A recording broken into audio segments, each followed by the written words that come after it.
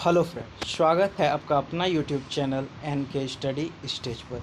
तो चलिए आज हम लोग दुमका चौकी दरबारी 2025 का लास्ट प्रैक्टिस सेट करने वाले हैं। प्रैक्टिस सेट 20, ठीक है। टोटल प्रैक्टिस सेट हो गया 20 आपका, ठीक है। आज हम लोग लास्ट करेंगे और अगर वीडियो आप लोग को अच्छी लगी तो वीडियो को लाइक, ज़्यादा से ज़्यादा शेयर और चैनल को सब्सक्राइब जरूर कीजिएगा, ठीक है। तो चलिए पहला ही प्रश्न है, कहता है कि झारखंड की सबसे बड़ी जनजाति कौन सी है। सबसे बड़ी जनजाति कौन सी है। ऑप्शन है आपके पास उरांव, ऑप्शन बी मुंडा, ऑप्शन सी संथाल और ऑप्शन डी है हो।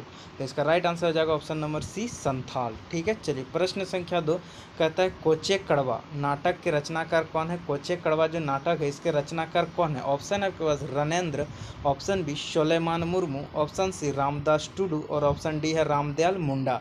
तो इसका राइट आंसर हो जाएगा आपका option number B Soleman Murmu. Soleman Murmu ने कोचे कड़वा नाटक का रचनाकार किया है, ठीक है। चलिए प्रश्न संख्या 3, कहता है संथाल परगना काश्तकारी अधिनियम कब लागू किया गया था। ऑप्शन है आपके पास 1 अप्रैल 1950, 1 अप्रैल 1949, 1 मई 1946 और 1 जून 1949। तो इसका राइट आंसर हो जाएगा आपका ऑप्शन नंबर बी 1 अप्रैल 1949 को एसपीटी एक्ट, जिसको संथाल परगना काश्तकारी अधिनियम कहते हैं, ठीक है।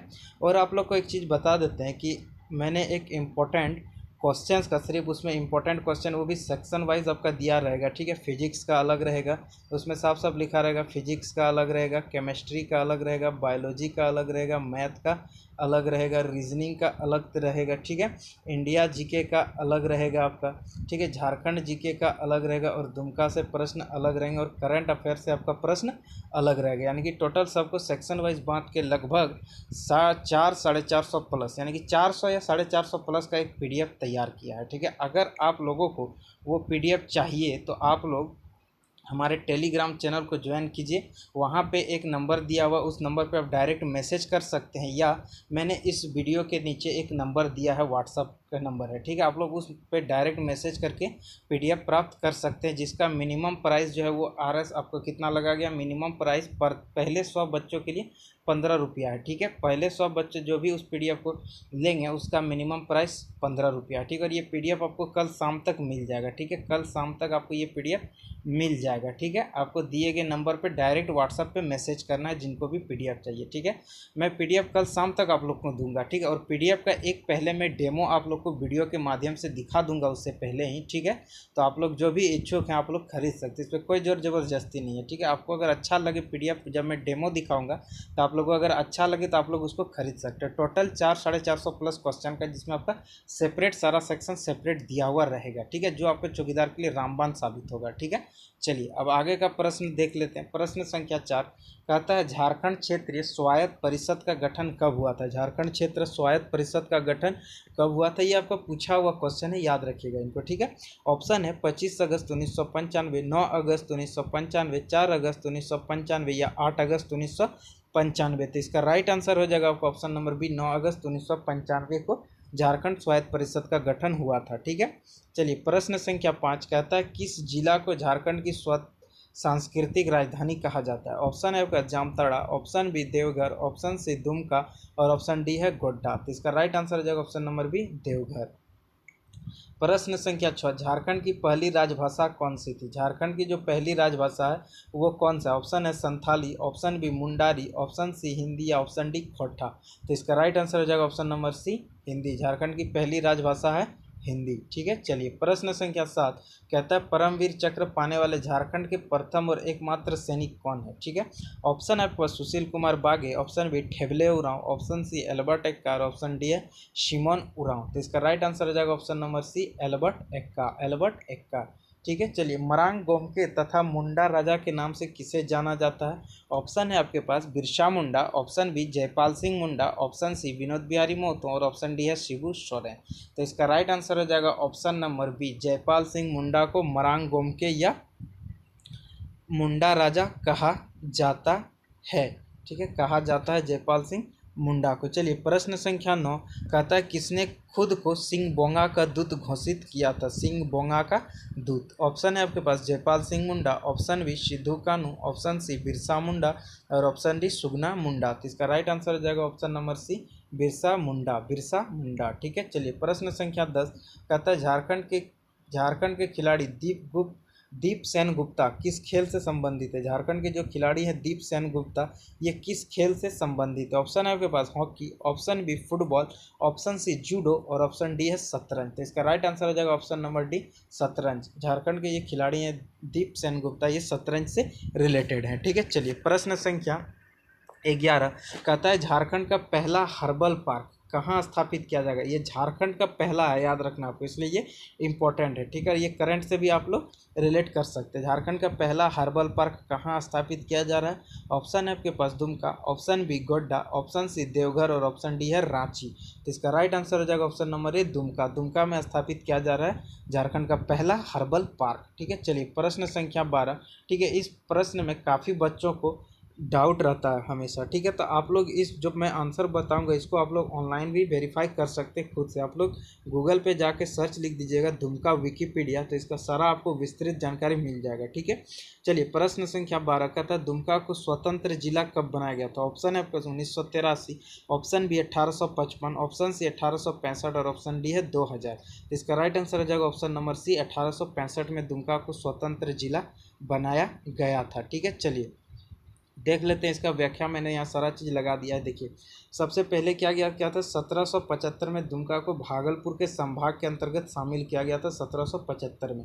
1865 में दुमका को स्वतंत्र जिला बनाया गया था 1865 में। ठीक है, 1872 में दुमका को संथाल परगना का मुख्यालय बनाया गया। ये चीज़ भी आपको याद रखना है। ठीक है, चलिए ये इंपॉर्टेंट थी, आपको बस इतना ही याद रखना है।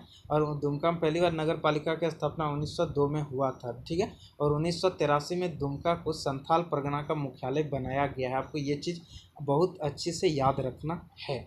ठीक है, और 2000 में दुमका झारखंड की उपराजधानी बनी है। ठीक है, चलिए प्रश्न संख्या 13 कहता है प्रथम कारखाना अधिनियम किस वायसराय ने लाया था? ऑप्शन है आपके पास Lord Lytton, option B Lord Ripon, option C Lord Elgin और ऑप्शन डी है लॉर्ड कैनिंग। तो इसका राइट आंसर हो जाएगा option number B Lord Ripon लेके आया था प्रथम कारखाना अधिनियम। ठीक है, चलिए प्रश्न संख्या 14 कहता है वेदों की संख्या कितनी है? ऑप्शन आपके पास 5, ऑप्शन बी 6, ऑप्शन सी 4 और ऑप्शन डी है 3। तो इसका राइट आंसर हो जाएगा ऑप्शन नंबर सी 4। ठीक है, चलिए प्रश्न संख्या 15 कहता है आर्य समाज की स्थापना किसने की थी? ऑप्शन है आपके पास राजा Ram Mohan Roy, option B Swami Vivekananda Saraswati, option B है स्वामी दयानंद सरस्वती, ऑप्शन सी है स्वामी विवेकानंद, ऑप्शन डी है ज्योतिबा फुले। तो इसका राइट आंसर हो जाएगा option number B Swami Dayanand Saraswati ने आर्य समाज की स्थापना की थी। ठीक है, चलिए प्रश्न संख्या 16 कहता है पानीपत की तीसरी लड़ाई कब हुई थी? ऑप्शन है आपका 1764, ऑप्शन बी 1762, ऑप्शन सी 1761 और ऑप्शन डी है 1760। तो इसका राइट आंसर हो जाएगा ऑप्शन नंबर सी 1761। पानीपत की तीसरी लड़ाई जिसमें अहमद शाह अब्दाली ने मराठों को हराया था। ठीक है, किसको हराया था? अहमद शाह अब्दाली ने मराठों को हराया था। ठीक है, चलिए प्रश्न संख्या 17 कहता है काली गंगा के नाम से किस नदी को जानते हैं? काली गंगा के नाम से ऑप्शन है आपके पास Yamuna, option B Luni, option C Sharda और ऑप्शन डी है नर्मदा।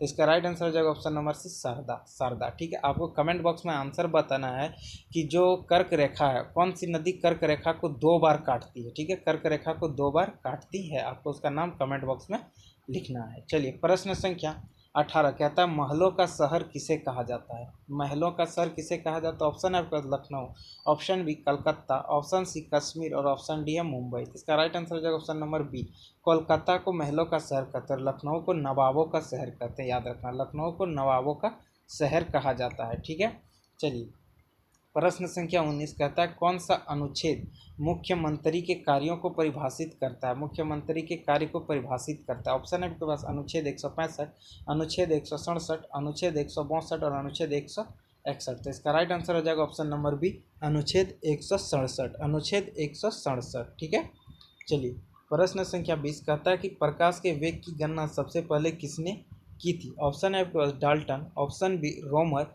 ऑप्शन सी न्यूटन या ऑप्शन डी फुको। तो इसका राइट आंसर हो जाएगा ऑप्शन नंबर बी रोमर। ठीक है, और निर्वात में प्रकाश की चाल कितना होता है ये आपको कमेंट बॉक्स में बताना है। निर्वात और वायु में प्रकाश की चाल कितनी होता है? ठीक है, चलिए प्रश्न संख्या 21 कहता है सबसे कठोर धातु कौन सी है? ऑप्शन है आपके पास हीरा, option B chromium, option C tungsten और ऑप्शन डी है लिथियम। तो इसका राइट आंसर हो जाएगा ऑप्शन नंबर बी क्रोमियम। सबसे कठोर धातु है क्रोमियम, और हीरा जो है ये दुनिया का सबसे कठोर पदार्थ है। क्या है? हीरा एक पदार्थ है, सबसे कठोर पदार्थ है और सबसे कठोर धातु है आपका क्रोमियम जो धातु है। ठीक है, चलिए प्रश्न संख्या 22 कहता है भोजन में आए हुए हानिकारक जीवाणुओं को कौन नष्ट करता है। जैसे हम लोग भोजन ग्रहण करते हैं तो उसमें जो हानिकारक जीवाणु चले जाते हैं उसको कौन नष्ट करता है। तो ऑप्शन है आपके पास इंसुलिन, ऑप्शन बी अग्नाशय, ऑप्शन सी पीत और ऑप्शन डी है यकृत। तो इसका राइट आंसर हो जाएगा ऑप्शन नंबर सी पीत। पीत जो है ये हानिकारक जीवाणुओं को नष्ट कर देता है। प्रश्न संख्या 23 कहता है अंतर्राष्ट्रीय साक्षरता दिवस किस तिथि को मनाते हैं। अंतर्राष्ट्रीय साक्षरता दिवस ऑप्शन है आपके पास 5 सितंबर, ऑप्शन बी 8 सितंबर, ऑप्शन डी 9 सितंबर और ऑप्शन डी है 10 सितंबर। तो इसका राइट आंसर हो जाएगा ऑप्शन नंबर बी 8 सितंबर। और 5 सितंबर को हम लोग क्या मनाते हैं इसका आंसर आप लोग कमेंट बॉक्स पे कीजिए कमेंट। ठीक है, चलिए प्रश्न संख्या 24 कहता है कि एक किताब की कीमत 400 रुपया है तो विक्रेता को कितना मूल्य में बेचना चाहिए ताकि उसको 12% 12.5% का लाभ हो। ठीक है, तो चलिए देखते हैं। देखिए 12.5% को सबसे पहले आप लोग फ्रैक्शन में अगर लिखिएगा तो इसका मान कितना हो जाएगा, 1/% हटा 1 जीरो, इसको हटाइएगा तो और 1 जीरो आ जाता है। तो 125 से ये 8 बार में चला जाएगा, यानी कि 1/8 हो गया। ये हो गया आपका क्या हो गया 1/8। नीचे वाला जो होता है आप हमेशा इसको सीपी मान लीजिएगा। ठीक है, नीचे वाला को हमेशा सीपी मानिएगा। और 8 में 1 का आपको क्या लाभ कमाना है, तो 8 में 1 का आपको क्या कमाना, प्रॉफिट कमाना है। यानी कि कहने का मतलब है कि अगर किसी वस्तु का सीपी 400 है तो आपको 1 लाभ कमाना है। यानी कहने का मतलब 8 का सामान पे आपको 1 का लाभ कमाना है तो आपको 9 पे बेचना होगा। तो 8 से 400 को भाग कीजिएगा तो ये कितना बार चला जाएगा, तो ये चला जाएगा आपका 50 बार। और 9 गुना 50 कीजिएगा तो आ जाएगा आपका 450। इसका राइट आंसर हो जाएगा 450। ठीक है, प्रश्न संख्या 25 देखिए कहते हैं ये रीजनिंग का प्रश्न है। ठीक है, देखिए यहाँ कह रहा है कि 2 से 4, 4 से 8, 8 से हो गया आपका 16, 16 से हो गया आपका 32, तो 32 के बाद हो गया 64। ठीक है, तो चलिए मैं इसको दिखाता हूँ। 2 4 6 8 32, 32 के बाद हो गया 64। तो आप लोग अगर ध्यान से देखिएगा तो 2 का 2 गुना हो रहा है 4, 4 का यहाँ पे 2, ये 6 नहीं है, 4 का यहाँ 2 गुना हो रहा है आपका 8। ठीक है, 8 का 2 गुना होगा यहाँ पे आपका 16। देखिए यहाँ पे दिया हुआ है, सॉरी अगर इसको फिर से लिख देते हैं। देखिए 2 है, फिर 4 है, फिर 8 है, फिर 16 है, फिर 32 है। 32 के बाद आपका कितना है 64 है। तो यहाँ देखिए 2 का 2 गुना 4, 4 दूनी 8, 8 दूनी 16 दूनी 32 दूना 64। तो अगला नंबर 64 का भी 2 गुना होगा। तो 64 का जब 2 गुना कीजिएगा तो कितना हो जाएगा 128, जो कि आपका ऑप्शन नंबर बी है। ठीक है, थैंक यू दोस्तों।